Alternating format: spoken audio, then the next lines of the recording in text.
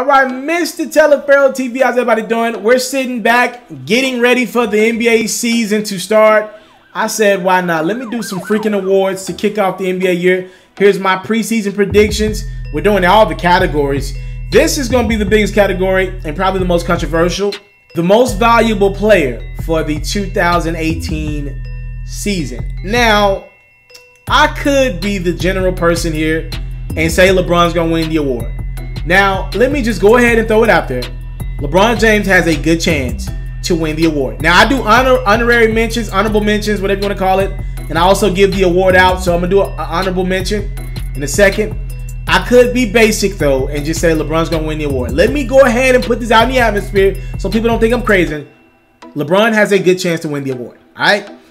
New team. It's the best player in the game in the biggest market. That team doesn't have a star next to him.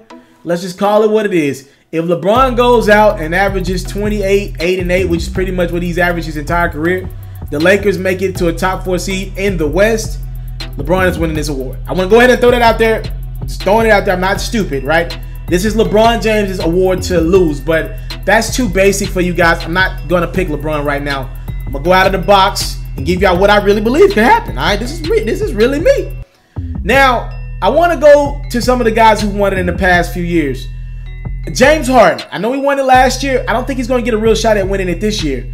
Here's why. I don't see how Houston could get better. That maybe 2-3 games better on the greater side. How can they get better than what they did last year? That Rockets team was really, really great in the regular season. Now you got Melo. Now I actually expect them to go a step back, not too far back, but they step back. They lost Trevor Ariza, a glue piece of that team. I think there's no way Harden can top what he did last year. I don't think Harden has a real chance. Russell Westbrook is interesting, but I think Paul George is going to step up and have a better season without Melo in that lineup.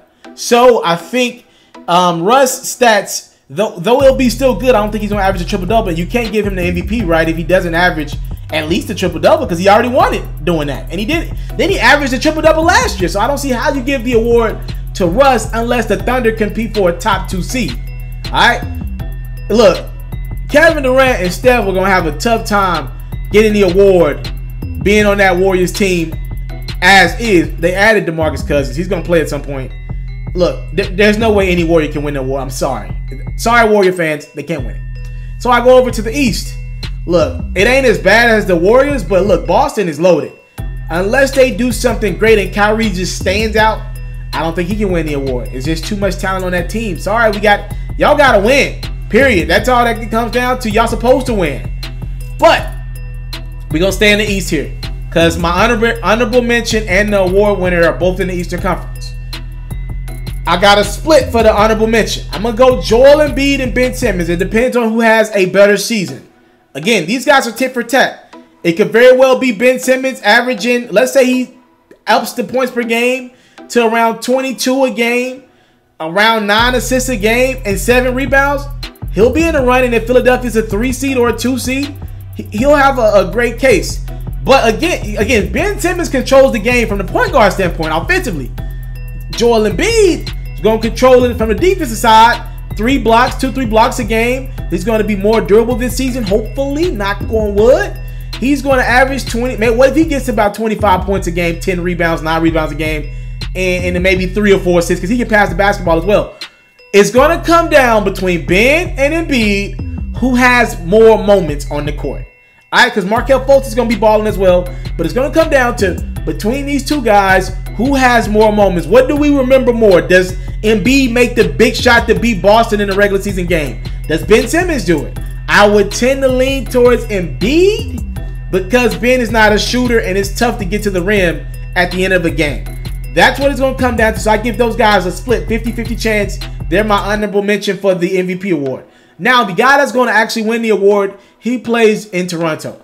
I don't know what everyone's talking about in regards to the Eastern Conference and who's going to win it all. I just want you guys to understand the Toronto Raptors were the #1 seed in the Eastern Conference last year, and they got better this summer.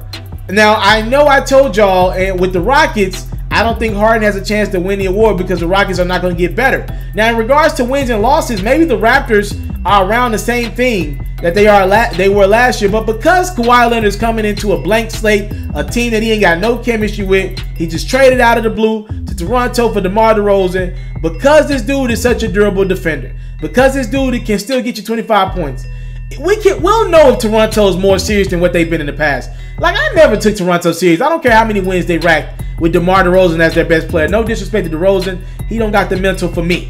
All right? But with Kawhi Leonard manning that ship, he has it. All right? He's actually a little bit too serious. I think Kawhi Leonard has it, man. I think he could go out and win this award. He'll have the moments. The ball will be in his hands offensively, and he'll be the guy to have to defend the other team's best perimeter player as well.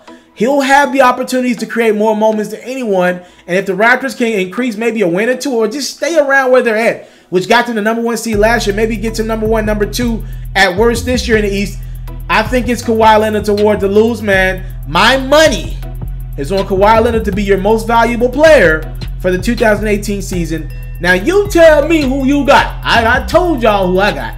I got Kawhi Leonard. I got Mr. I don't even know where you're at. Who do you have? And I got my honorable mention is going to be Embiid or Ben Simmons, leaning towards Embiid. Y'all tell me what y'all got in the comment box below. Thank y'all so much for the time, love, support. Basketball fans, we finally get our moment. NFL season's been pretty cool. I ain't going to lie. NFL fans been cool. College football's been to me. I'm ready for basketball, and I'm ready for the NBA to start. All right? I'm out.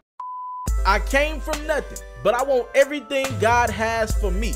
I interview celebrities. I talk sports. I still represent the culture. I got the kids. You are now tuned in.